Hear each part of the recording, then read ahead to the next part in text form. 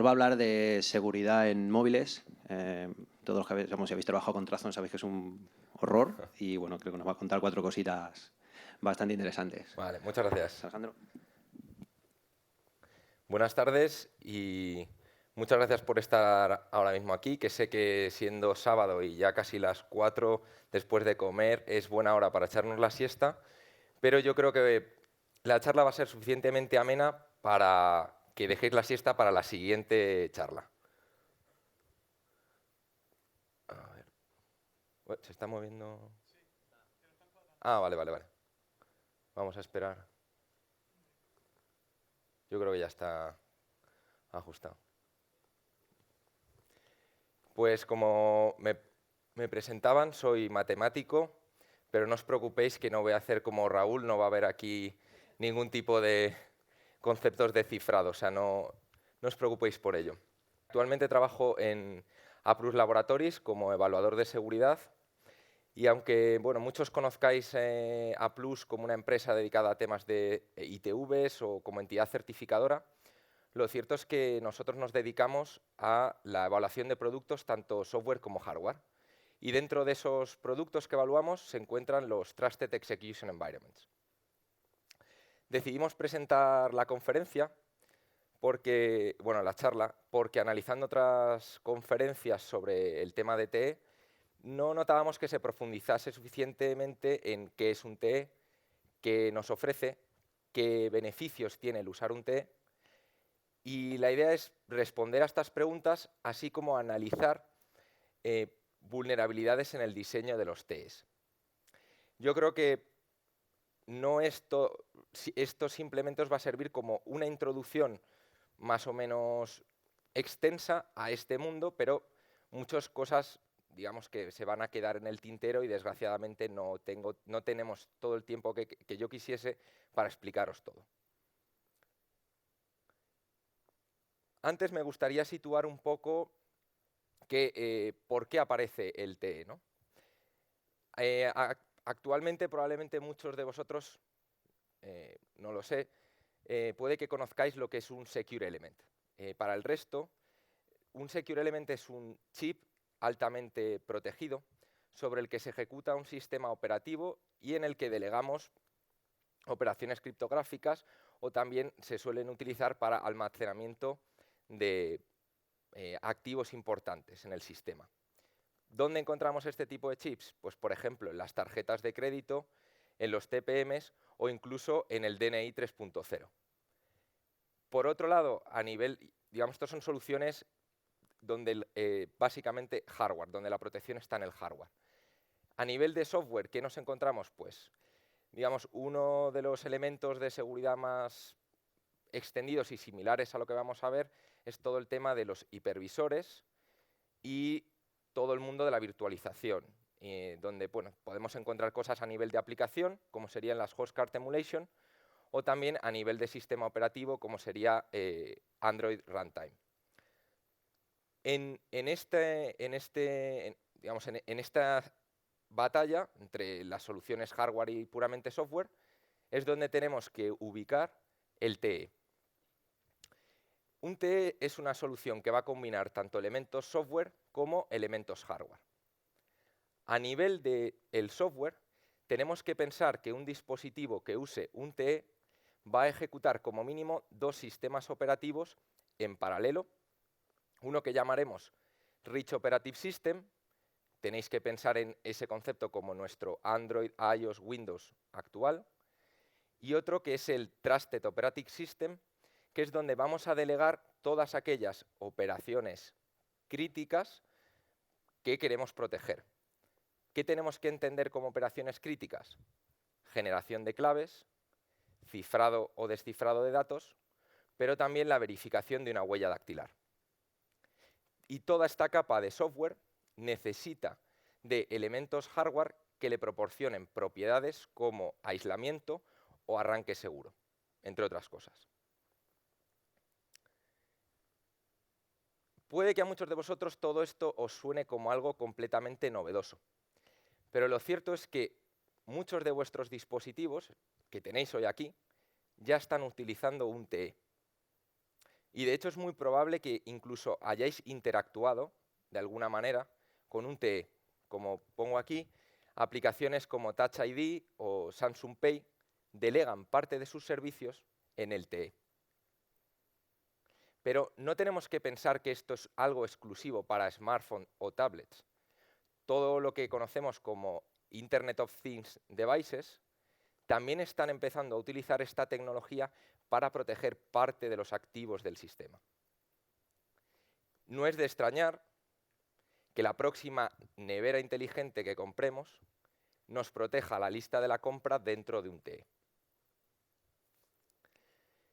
Bien, ahora que tenemos, yo creo, un poco más, somos más conscientes de que esto es algo palpable, algo que ya existe, me gustaría hacer un poco de cirujano y explicaros cómo es el interior de este tipo de productos. Bien, comenzaré hablando del hardware un poco. A nivel de diseño, tenemos que pensar que afortunadamente no existe un único diseño válido. Cualquiera de estos...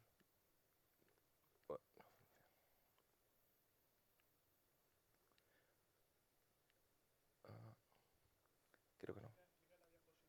Ah, vale, bueno.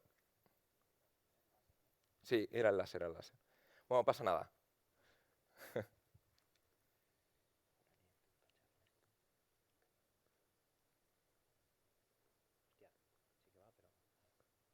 Se pierde, bueno, no pasa nada, pasa nada. Bueno, efecto demo.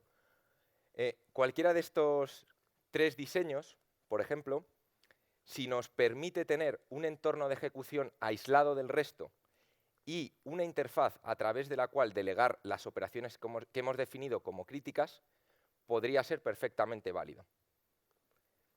Puede que alguno de vosotros estéis pensando, oye, el modelo tipo A se parece al concepto de un Secure Element. Efectivamente, en cuanto a diseño, se parece a un Secure Element, pero iremos viendo a lo largo de la charla que vamos a exigir una serie de características a un TE que nos van a permitir diferenciar entre qué es un Secure Element y qué es un TE. Sí que me gustaría que en vuestra cabeza estuviese a lo largo de la charla el modelo tipo B, pues es el diseño en el que se basa la tecnología de TrustZone de la que hablaremos a continuación. Si os fijáis, la principal característica de este diseño es que los recursos del dispositivo se van a dividir entre lo que va a ser de uso exclusivo para el TE y para el resto de elementos del dispositivo. Bien, TrustZone. TrustZone es una palabra que aquellos que tengáis algo de conocimiento en el mundo del TE habréis oído hablar de él. Es la principal tecnología hardware para hacer uso de un TE.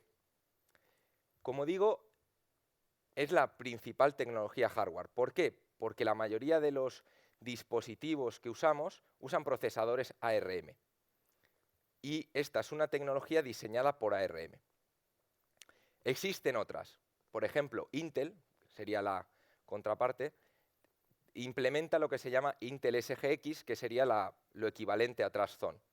Pero debido al gran número de dispositivos que utilizan esta tecnología, yo creo que es importante conocer al menos cómo funciona. TrustZone se basa en que los cores del procesador puedan ejecutarse en dos estados. Estado seguro, que asociaremos con los procesos que se ejecutan en el sistema operativo Trusted, y el estado no seguro, que asociaremos con los procesos que se ejecutan en el sistema operativo Rich, es decir, en el Android, iOS, etc. Estos estados del procesador van a estar representados en un bit que se almacena en un registro llamado Secure Configuration Register. Cuando el bit está a 1, hace referencia al estado no seguro. Cuando el bit está a 0, hace referencia al estado seguro. Y si investigáis en esto, veréis que a ese bit nos referimos a él como el non-secure bit. Para aquellos que no lo conozcan, esta es la tabla de modos de ejecución de un procesador ARM. De toda esta tabla, lo que más nos va a interesar para el día de hoy es la última fila, pues es donde la magia tiene lugar. Bien, ¿cómo entra el procesador en este nivel 3 o modo monitor que hemos visto antes?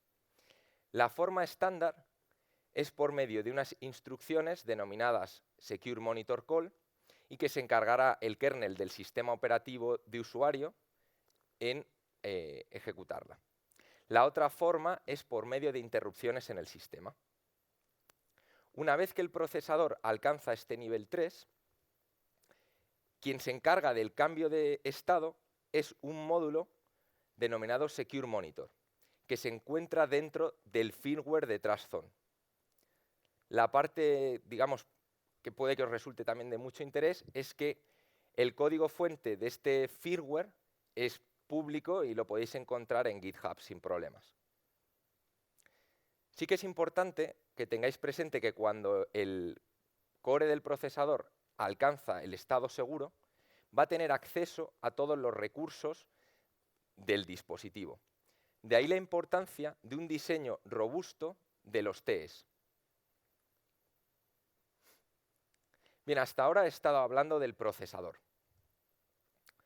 Pero si recordáis, el diseño en el que se basa esta tecnología de TrustZone permite dividir los recursos del dispositivo entre aquellos que son exclusivos para el TE y para el resto de elementos del sistema. Pues bien, para ello vamos a necesitar de una serie de controladores hardware específicos que nos permitan filtrar las transacciones atendiendo al estado del procesador. ¿Para qué nos sirve esto? Pues nos sirve, por ejemplo, en temas relacionados con configurar regiones de la memoria, tanto interna como externa, de uso exclusivo del TE, pero también nos sirve, por ejemplo, para periféricos. Podemos marcar periféricos que sean solo de acceso exclusivo del TE. En esto de los periféricos no va a ser todo blanco o negro. Imaginar, por ejemplo, el caso de la pantalla de vuestro dispositivo. No siempre estamos utilizando la pantalla en actividades que digamos críticas. Normalmente la usamos pues, para ver un vídeo, para leer algo en el periódico, pero otras veces, como es cuando introducimos una contraseña, sí que nos gustaría que el TE estuviese gestionando este tipo de periféricos. Vamos a necesitar, por tanto, controladores hardware que en tiempo de ejecución sean capaces de cambiar el estado del periférico. A veces no nos queda otra que permitir este tipo de flexibilidad. Bien, aquí tenemos, bueno, se ha cortado un poco, no pasa nada. Aquí tenemos lo que sería el diagrama de un SOC que hace uso de esta tecnología. No espero que entendáis todo, ni mucho menos todo lo que aquí aparece, pero sí que importa que os fijéis en lo que he marcado en rojo. Hace referencia a esos controladores hardware específicos que aparecen para poder filtrar las transacciones según el estado del procesador. Entiendo que os chocará un poco la imagen esta del guerrero samurái. Yo creo que se visualiza bastante bien cuáles son las piezas de una armadura de un guerrero samurái. Por muy pequeña que sea la pieza que le falta al guerrero, si no la tiene, estará en desventaja frente a un adversario en la batalla. Algo similar ocurre con esta tecnología. Si falta un componente de estos que hemos estado hablando, por muy pequeño que sea ese componente, estamos abriendo un agujero en el sistema, no lo estamos ya protegiendo completamente. Y os puedo asegurar que más de uno de estos dispositivos que os he comentado al principio, que están usando ya TE y que usáis probablemente, no tienen la armadura completa.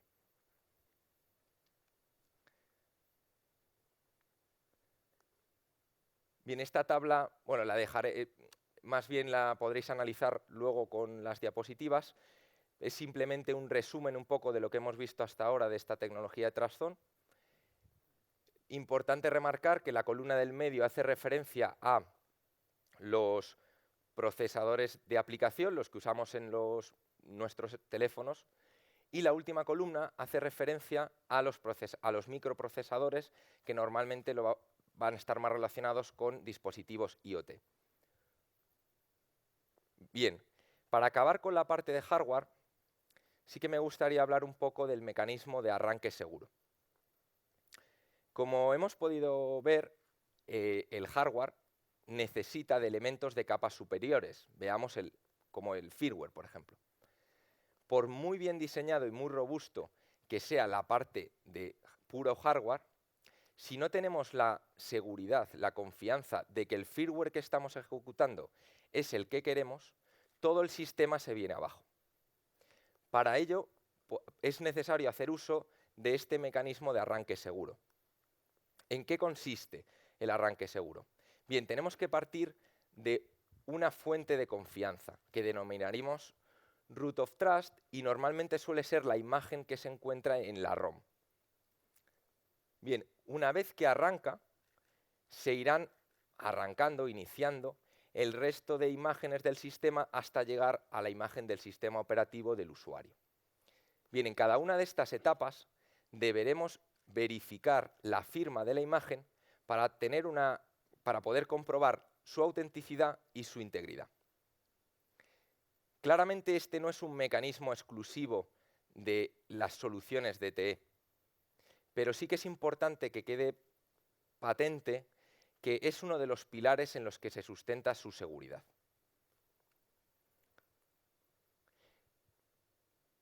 Y como decía, un TE consta de hardware, de unos elementos de hardware, y también consta de una capa de software. A nivel del software, por un lado nos va a interesar el sistema operativo Trusted, y dentro de ese sistema operativo pues nos va a interesar todo, es decir, desde lo que llamamos las Trusted Applications, que son como denominamos a las aplicaciones que se ejecutan en ese sistema operativo, como el resto de componentes. También nos va a interesar ciertos elementos de los sistemas operativos actuales. Lo que yo denomino las Client Applications, que son las aplicaciones que van a hacer uso de servicios que ofrecen las Trusted Applications, así como todos los demás elementos del sistema operativo que permitan la comunicación entre la Client Application y el Trusted Operating System. ¿Cuáles son para mí las ventajas o las fortalezas de este nuevo capa de software, de en vez de tener un sistema operativo, tener dos? Por un lado, el sistema operativo Trusted va a ser un sistema operativo reducido al que vamos a poder acceder de forma muy controlada y donde vamos a delegar todas las operaciones críticas. Por otro lado, junto con lo que hablaba yo a nivel de hardware, de marcar los periféricos como seguros, vamos a poder delegar en este sistema operativo Trusted la gestión de drivers. De ahí que podamos hablar de periféricos de confianza. Y por último, esta propiedad de aislamiento no solo va a ser entre los dos sistemas operativos, sino que internamente dentro del sistema operativo Trusted vamos a querer que las aplicaciones se ejecuten de forma aislada, de forma que ninguna otra Trusted Application pueda poder acceder a recursos asignada a la otra Trusted Application. Yo creo que un poco más claro lo podemos visualizar en este esquema, donde vemos lo que está ocurriendo realmente dentro de un dispositivo que ejecuta el TE, donde estarían los dos sistemas operativos. Hay que tener en cuenta que el sistema operativo Trusted no lo vemos, o sea, está ejecutándose en background. Y, por otro lado, es importante también que, aunque yo he mencionado que son dos sistemas operativos aislados, no es un aislamiento absoluto. Necesitaremos, por un lado, de un canal de comunicación a través del cual solicitar cosas. Imaginemos, necesito una clave. Necesitamos un canal a través del cual poder hacer esa pregunta. Y por otro lado, si os fijáis, vamos a necesitar de un buffer de memoria compartido. ¿Por qué? Porque en ese momento que solicitamos la clave, la Trusted Application que sea va a generar la clave y la parte pública, en el caso, imaginemos, de una clave asimétrica, va a ser muy probable que la Client Application quiera recuperar la parte pública. De ahí que vamos a necesitar también un canal de memoria donde enviar ciertos datos. Lo que creo que tenéis que tener presente es que un poco la idea de este nuevo modelo es que nuestros sistemas actuales, nuestro Android, Windows, Linux, iOS, sean sistemas operativos para el ocio, mientras que todos estos denominados Trusted Operating System sean aquellos que hagan el trabajo duro. Yo creo que esta idea la vais a poder entender mejor a través de un ejemplo. Bien, este es un posible modelo de aplicación de pago dentro de un TE. Es un modelo simplificado, pero yo creo que entenderéis y visualizaréis bastante bien qué operaciones deberían estar delegadas en el sistema operativo Trusted y qué componentes deberían estar controlados por este sistema operativo Trusted. Supongamos que vamos a pagar algo, comienza la transacción y se requiere la autorización del pago. Como consideramos que esto es una operación crítica, lo delegamos en la Trusted Application. Suponemos también que hemos marcado como de confianza el sensor de huellas dactilares. Por lo tanto, el driver está gestionado por el sistema operativo Trusted. Solicitamos la huella al usuario y una vez que la tenemos, debemos comprobar en la base de datos que realmente esa huella pertenece a un usuario que tiene permisos para hacer la compra. Si todo va bien, buscaremos el correspondiente token y generaremos un criptograma que enviaremos de vuelta al sistema operativo de usuario para que pueda continuar la transacción fuera del dispositivo. Como veis, no es un modelo de aplicación de pago completo, pero creo que se entiende o se visualiza bastante bien qué elementos vamos a tener y qué operaciones vamos a tener que delegar en estos nuevos, cuando tengamos estos nuevos modelos de dos sistemas operativos. Para acabar con esta parte del software, sí que me gustaría mencionar que afortunadamente existen posibilidades de trabajar con sistemas operativos libres. En este caso, comento el caso de Optee, que su código es público en GitHub y que nos podrían servir para desarrollar la capa de software de un TE. Menciono este proyecto porque creo que tiene una comunidad bastante activa, que es algo importante cuando nos referimos a proyectos de código abierto. Y por otro lado, como hemos visto que no solo depende del software, sino que necesita de un hardware, este tipo de soluciones, existen diversas plataformas que soportan el poder ejecutar este sistema operativo. Bien, ¿qué sería de una conferencia de seguridad en la que no hablemos nada de vulnerabilidades? Aunque no os lo podáis creer, se han presentado distintas vulnerabilidades y problemas a lo largo de los últimos años relacionadas con productos TE. La mayoría de las vulnerabilidades encontradas están relacionadas con errores en el código que han dado lugar, pues, por ejemplo, a integers overflow, a errores de validación de parámetros de entrada, etc. Pero también se han presentado problemas en el diseño de un TE. A mí personalmente, este segundo tipo de vulnerabilidades o de problemas es el que más me interesa. Es discutible, pero en mayor o menor medida un error en el código se puede solucionar. Pero un problema de diseño nos puede llevar a descartar por completo el producto. Pasaré ahora a mostraros algunos de los problemas en diseño que me han parecido más interesantes, y algunos de estos problemas provienen de nuestro trabajo del día a día. Bien, un estudio sobre el TE de Qualcomm puso de manifiesto que se permitía a los OEMs el extender los servicios del TE.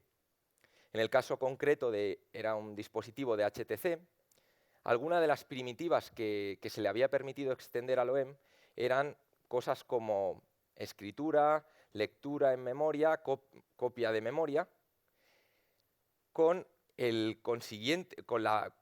problema que a través de una de estas nuevas primitivas se pudo vulnerar una de estas regiones de memoria de uso exclusivo del TE. Claro, lo que yo me pregunto con todo esto, ¿cómo puede ser que el desarrollador del sistema operativo Trusted nos asegure que cumple con una serie de propiedades cuando pierde control sobre su sistema? Puedo entender que sea necesario extender ciertos servicios de un TE, pero debe ser siempre algo hecho de forma controlada. Y sobre todo no se debería permitir que se dupliquen o que se modifiquen servicios críticos, como es el caso de todo lo referente a la memoria. ¿Qué pasaría? Imaginar que tenemos un TE con su sistema operativo Trusted, pero un periférico tan crítico como es el sensor de huellas dactilares no está gestionado por el TE. Pues bien, que un malware que tenga acceso a nuestro Android o nuestro iOS va a poder comprometer con mayor o menor dificultad ese periférico. Si usamos este tipo de dispositivos, lo que queda claro es que todos aquellos periféricos que sean críticos deben estar gestionados directamente por el sistema operativo Trusted. Ahora bien, esto no es suficiente. El bus de comunicación que hay entre el sensor de huellas dactilares y el TE, con esta medida no está protegido. Podríamos tener un atacante que se pinche directamente en el bus y obtenga toda la información. De ahí que sean necesarias otra serie de contramedidas. Pongo aquí el ejemplo, por ejemplo, de Apple, que lo que hace es cifrar la comunicación que hay entre el sensor de huellas y el TE. El año pasado se presentó un estudio sobre la gestión de la memoria caché en procesadores que usan Trustzone. De este estudio se descubrió a través de este estudio que estos procesadores no hacen uso de la función flush en la caché.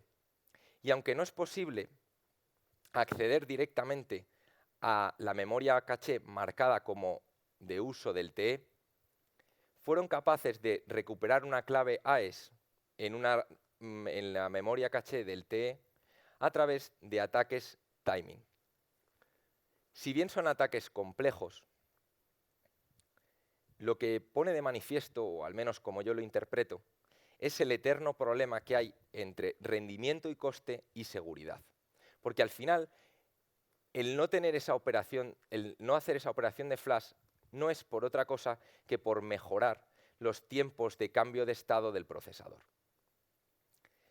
Sí que es curioso que, si recordáis, hablé de que hay otra solución a nivel de hardware, que es Intel SGX. Pues bien, esta solución también presenta un problema similar, que es vulnerable a ataques timing en la caché.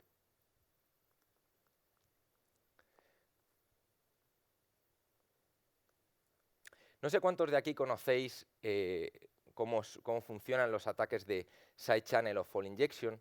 Para aquellos que no lo sepáis, son técnicas de ataques hardware que se utilizan principalmente o en gran parte para evaluar, por ejemplo, la seguridad de nuestras tarjetas de crédito. ¿Cómo funciona, por ejemplo, un ataque de side channel? Imaginar que tenemos un chip que puede realizar operaciones criptográficas de cifrado. Tenemos un mensaje que queremos cifrar a través de ese chip y lo primero que hará será el chip cargar la correspondiente clave de cifrado. Le pasamos nuestro mensaje y, si todo va bien, obtendremos un texto cifrado. Bien, si somos capaces de analizar la temperatura, el consumo eléctrico, la frecuencia electromagnética que emite el dispositivo mientras que se está haciendo esta operación criptográfica, podríamos llegar a ser capaces de obtener la clave con la que se ha cifrado nuestro mensaje. ¿Qué ocurre en el caso de Fall Injection? Tengamos otra vez presente lo mismo, ¿no? Tenemos un texto que queremos cifrar, un chip que realiza esas operaciones y podemos obtener el texto cifrado al final. Pues bien, si aplicamos mecanismos que perturben cómo funciona que perturben el funcionamiento del chip, por ejemplo, mediante láseres, glitches, etc., y analizamos el resultado una vez que hemos perturbado el chip, podríamos ser también capaces de obtener una clave de cifrado o cualquier otra cosa que estemos estudiando en esta operación sobre la que estamos provocando una falta. Bueno, pues se nos ocurrió, ¿por qué no probamos este tipo de ataques en una placa que use tecnología de Trustzone y sobre la que tendremos a nivel de sistema operativo Trusted lo que he comentado antes de Optee? Si bien es cierto que este tipo de placas son placas de propósito general, que no implementan medidas físicas a nivel de hardware contra este tipo de ataques, por un lado existen contramedidas a nivel de software que pueden llegar a dificultar o incluso hacer imposible un ataque de los que he comentado antes, pero también, por otro lado, a nivel técnico para nosotros, comparado con un Secure Element, este tipo de procesadores tienen unas características, por ejemplo, son procesadores multicore, multipropósito, etcétera, que también dificultan el análisis de este tipo de ataques. Así que bueno, dijimos, vamos a probar a ver qué ocurre. Aquí lo que faltaría sería un poco de redoble de tambores, pero bueno, lo que pasó es que conseguimos vulnerar la implementación de RSA tanto por ataque de side channel como ataque de Fall Injection en la plataforma que os he comentado anteriormente. Como decía, es verdad que no tiene mucho sentido a día de hoy implementar mecanismos de protección hardware, pero sí mecanismos de protección software que al menos dificulten este tipo de ataques. No sabemos contra qué adversario nos podemos encontrar y además, por otro lado, sobre todo ataques de tipo side channel, cada vez es más barato poder realizarlos. Sí que me gustaría en este punto agradecer a mi compañera Nuria Carrió el que esté hoy aquí pudiendo hablar de este ataque, ya que ella es la que lo ha llevado a la práctica y creo que se merece el reconocimiento. Por último, claro, antes de que apareciese el TE, ya existían diversas protecciones para proteger los activos del sistema. Una de ellas es son las Replay Protected Memory Block. ¿Qué son? Particiones que existen en nuestras memorias flash desde el año 2011 y donde las operaciones de escritura y de lectura se tienen que hacer de forma autenticada. ¿Qué pasaría si queremos almacenar activos críticos en esas particiones? Pues bien, que o bien ciframos la información antes de almacenarla, o este tipo de protecciones no protegen la confidencialidad de lo que allí almacenamos. ¿Por qué digo esto? Que puede parecer obvio. porque aunque lo esté usando el TE, como no es una medida exclusiva del TE, no sabemos si hay otro servicio, otra aplicación, que va a tener también la clave para poder hacer esas operaciones de autenticación sobre esa partición.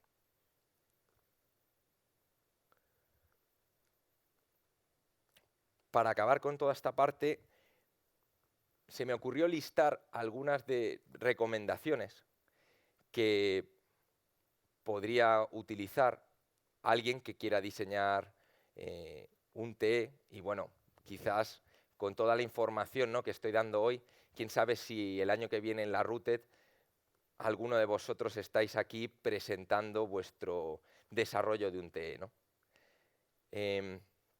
Bueno, sobre todo que las tengáis en cuenta por si acaso algún día tengo que evaluaros vuestro diseño y no tener que tiraros de las orejas porque no me hicisteis caso en la Routed.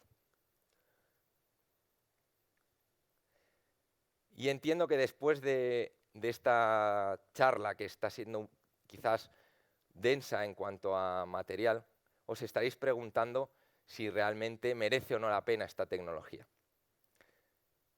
Bajo mi punto de vista, es una tecnología que se encuentra en equilibrio entre lo que hablábamos de los Secure Element y el uso exclusivo de los sistemas operativos actuales que ya vemos que no ofrecen por sí solos protecciones suficientes. Si bien es cierto que comparado con un Secure Element no tienen tantas protecciones a nivel hardware, sí que ofrecen una serie de funcionalidades como es la protección o, digamos, añadir una capa de seguridad sobre los periféricos que es imposible o que no tiene sentido con un Secure Element. Por otro lado, que también es importante, a nivel de coste, la gran mayoría de los dispositivos procesadores que usen ARM ya nos van a permitir, al menos a nivel de hardware, poder implementar un TE. No vamos a tener que gastar mucho dinero en ello. Y por último, también puede que os resulte curioso a muchos, debido a las propiedades de cómo es un TE, hay gente que está empezando a utilizarlo como entorno de sandbox para análisis de malware. En fin, si buscáis por internet veréis algunos papers y documentación sobre este tema. Pero claro, obviamente no es una solución perfecta, aunque también os digo que no creo que haya ninguna solución perfecta. En cuanto a los problemas que me parecen más importantes destacar de este tipo de tecnologías, a día de hoy es que hay una tremenda falta de estandarización, sobre todo en lo referente al desarrollo de aplicaciones. Es decir, mañana no podréis ir y decir, oye, Qualcomm, yo quiero hacer una aplicación, una trusted application. A día de hoy eso no es posible. Estamos ante un entorno demasiado cerrado. Por otro lado, a nivel de seguridad, como creo que os habréis dado cuenta, para tener un TE hacen falta muchas piezas y hacen falta, pues, por ejemplo, como hablábamos a nivel del hardware, tener todos los componentes, pues si no estaríamos con una armadura incompleta. A nivel de sistema operativo, tenemos que tener la confianza de que no se ha entregado a una tercera parte y ha manipulado pues toda la API a lo mejor de acceso a ese sistema operativo. Y yo creo que ese es también otro de los problemas que hay, ¿no? Que no tenemos conocimiento de si ese TE que estáis usando en vuestro móvil ahora mismo, cómo está configurado. Y por último, relacionado con la parte de estandarización, es que a día de hoy también hay una gran dificultad de integración en hardware. Os he comentado al principio, el código del firmware es abierto, podéis acceder a él. Existen proyectos de sistemas operativos trusted abiertos también. Pero aunque tengáis todo eso, a día de hoy va a ser muy difícil que podáis integrarlo en una plataforma real. Es difícil la integración con el hardware, por mucho que hayáis hecho vuestro desarrollo a nivel de software.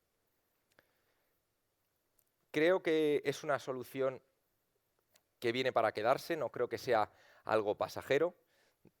la iremos viendo cada vez en más dispositivos, irá evolucionando, yo creo.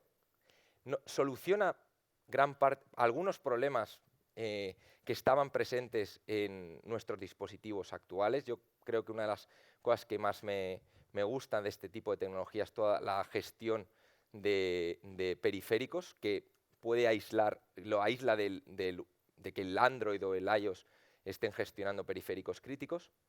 Pero como comento, quizás la gran debilidad es que con el paso de los años siga siendo un entorno cerrado donde la industria no deje que cualquiera de nosotros podamos participar.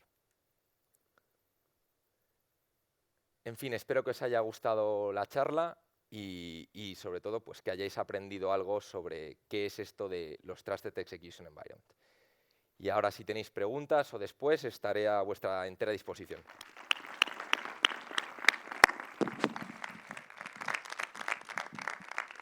¿Alguien se atreve? ¿Alguna cosa? Yo te voy a preguntar una cosita. ¿Tenéis calculado el overhead que mete Trustzone en operaciones en general? ¿Algún tipo de cálculo de esto con Trustzone o con un TE aumenta en esto? Y si es...